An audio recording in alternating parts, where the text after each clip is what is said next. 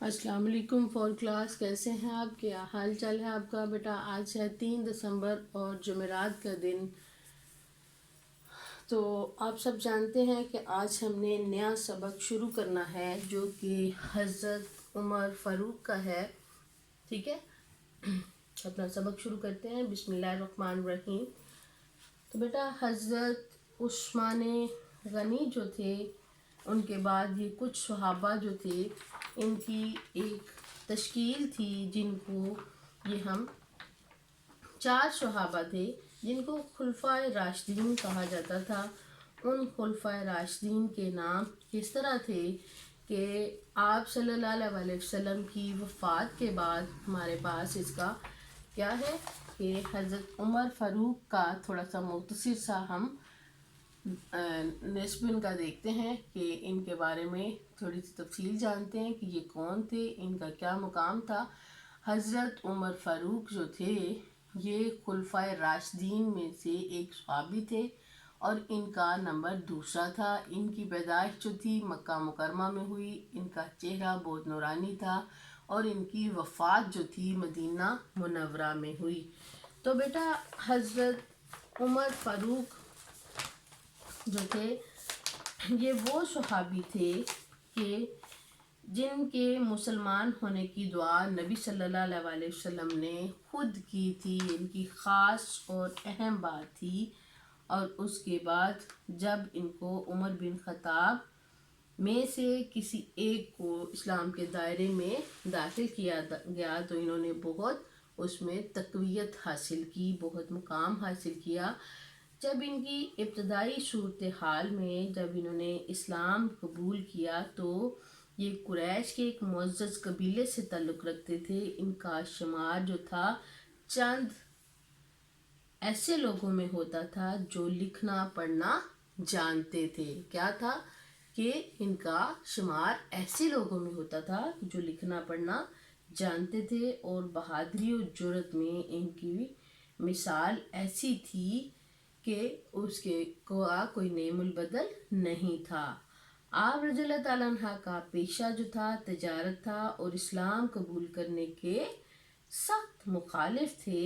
ایک دن آپ رضی اللہ تعالیٰ عنہ قتل کے ارادے سے نبی صلی اللہ علیہ وسلم کے گھر کی طرف روانہ ہوئے تو راستے سے یہ خبر دی گئی کہ ان کی بہن اور بہنوئی مسلمان ہو چکے ہیں۔ کیا ہوا کہ حضرت عمر فاروق رضی اللہ تعالیٰ عنہ جو ہے جب وہ اسلام قبول کرنے کے لیے راضی نہیں تھے تو ان کا ارادہ یہ بنا کہ وہ آپ صلی اللہ علیہ وسلم کو نعوذ باللہ قتل کے ارادے سے گھر نکل پڑے۔ تو راستے میں ان کو پتہ چلا کہ ان کی بہن اور بہنوئی مسلمان ہو چکے ہیں۔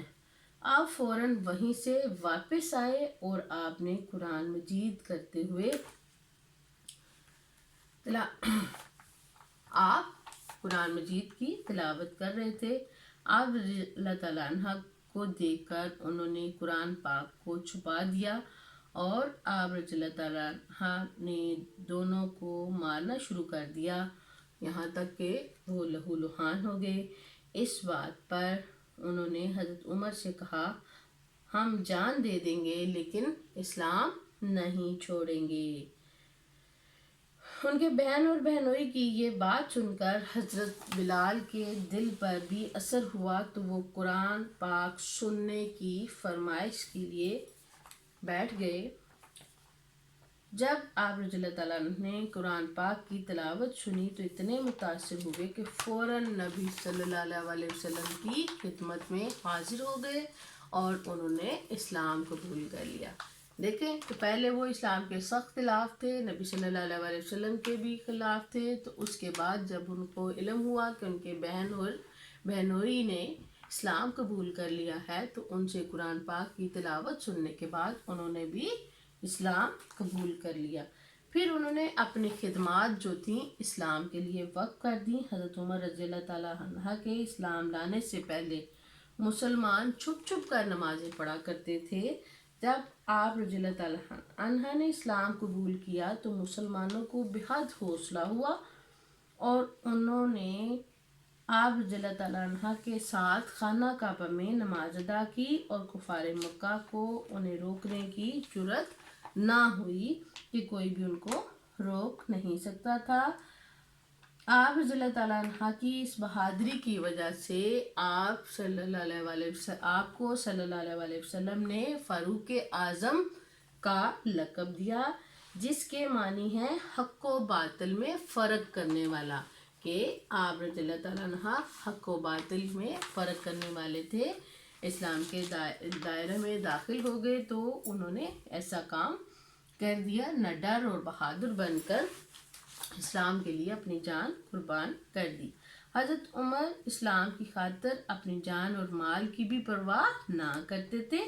غزوہ تبوک کے موقع پر آپ نے اپنے گھر کا آدھا سامان حضور اکرم صلی اللہ علیہ وسلم کی خدمت میں پیش کر دیا تھا، اور آپ نے کتنے غزوات میں بہادری کے ساتھ مقابلہ کیا؟ غزوہ بدر میں، غزوہ احد میں، غزوہ خندق میں، خیبر میں اور غزوہ حنین میں شرکت کی اور بہادری کے ساتھ کفار کا مقابلہ کیا۔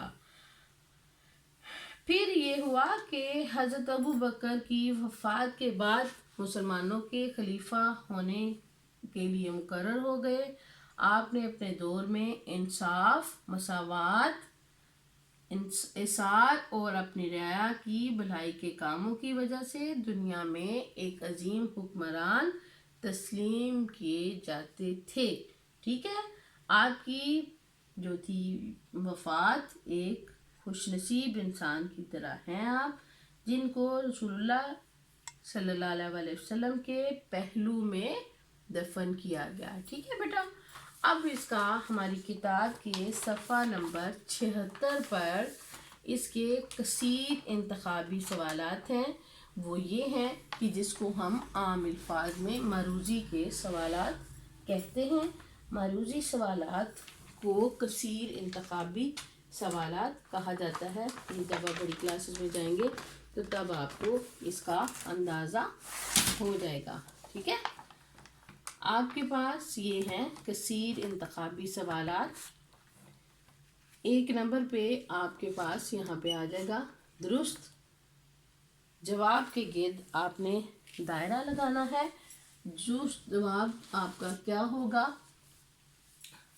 مسلمانوں کے دوسرے خلیفہ تھے، یہاں پہ کچھ آپشنز دیے گئے ہیں: حضرت علی مرتضیٰ، حضرت عثمان غنی، حضرت عمر فاروق۔ تو ہمارے پاس اس کا درست آپشن یہ ہے۔ دوسرے نمبر پہ ہے وہ صحابی جن کے مسلمان ہونے کی دعا اللہ تعالیٰ سے آپ صلی اللہ علیہ وسلم نے خود کی تھی۔ تو وہ کون سے صحابی تھے؟ حضرت عمر تھے، حضرت ابو بکر صدیق تھے یا عثمان غنی تھے؟ تو حضرت عمر رضی اللہ تعالیٰ عنہ تھے، جن کا آپ صلی اللہ علیہ وسلم جن کے لیے خود دعا کیا کرتے تھے۔ ٹھیک ہے، اب آگے کیا صورتحال ہے کہ تیسرے نمبر پہ حضرت عمر فاروق کا تعلق تھا قریش سے، ہاشم سے یا خوازن سے؟ قریش سے ان کا تعلق تھا۔ چوتھے نمبر پہ حضرت عمر فاروق کی خلافت کا زمانہ 3 سال رہا، 4 سال رہا، 7 سال رہا؟ تو بیٹا تقریباً 10 سال رہا۔ درست اور غلط فکرات کی نشاندہی آپ نے کرنی ہے۔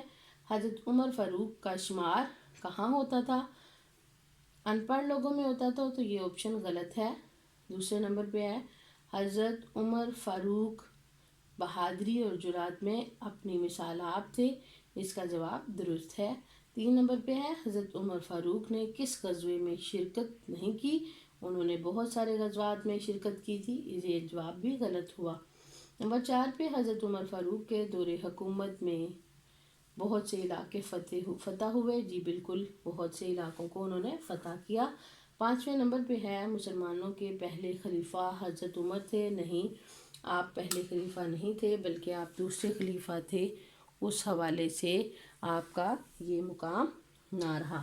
تو بیٹا آپ کا جو ہے اس میں ایک سوال ہے، حضرت عمر فاروق کے اسلام لانے کا واقعہ جو ہے آپ نے لکھنا ہے۔ تو وہ آپ کے پاس آپ کے اپنے کتاب میں سے آپ نے خود اپنے پاس اس کو کرنا ہے ڈلیور کہ حضرت عمر فاروق جو تھے ان کے اسلام لانے کا کیا واقعہ تھا، وہ آپ نے اپنے الفاظ میں بیان کرنا ہے۔ تو اس کا جواب میرا بیٹا آپ خود ہی لکھیں گے، اور آج کی آپ کی ڈائری بھی یہی جائے گی کہ آپ نے صفحہ 68 اور 67 پر جو کام کیا ہے وہ آپ نے کاپی پر لکھ کر یاد کرنا ہے۔ اس کے علاوہ آپ کو کسی قسم کی پریشانی ہو، کوئی بات پوچھنی ہو تو آپ ویڈیو دیکھ سکتے ہیں، ٹیچر سے رابطہ کر سکتے ہیں، اسکول ایڈمن سے بات کر سکتے ہیں۔ تو اپنی پڑھائی کو باقاعدگی کے ساتھ کریں، کوئی بھی لیکچر مس نہ کریں، ٹھیک ہے۔